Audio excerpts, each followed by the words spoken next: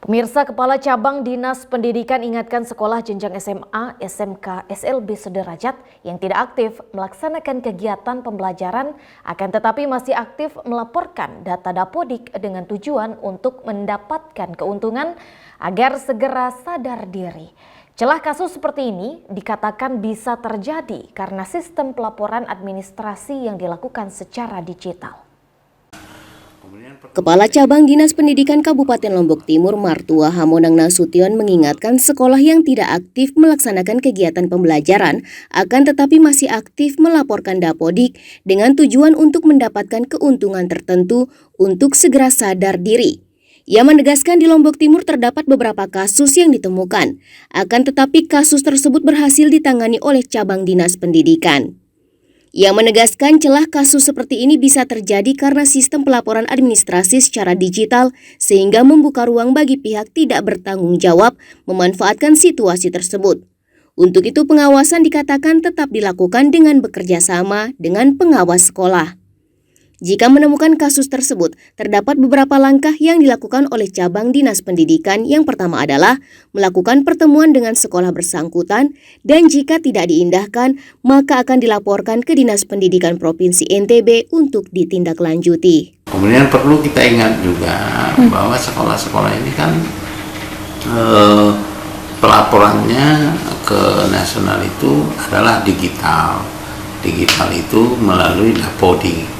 Jadi proses sesuatu sekolah berjalan itu yang dilihat utama itu apakah Dapodiknya berjalan apa enggak gitu.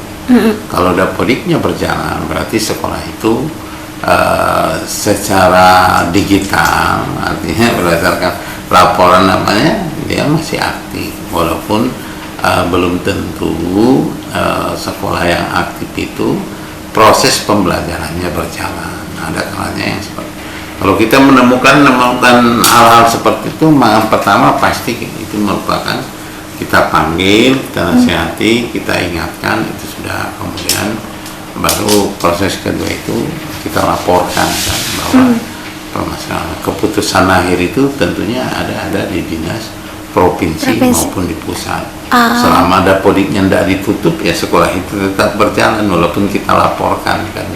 Okay. Tetapi di satu sisi pemerintah juga kan hati-hati juga, tidak sembarangan dia mau menutup sekolah gitu.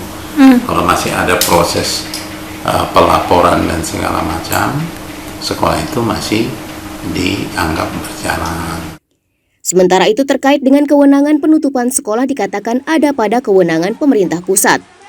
Penutupan sekolah juga tidak bisa sembarang dilakukan karena secara umum jika Dapodik masih berjalan, maka sekolah bersangkutan otomatis dikatakan masih aktif.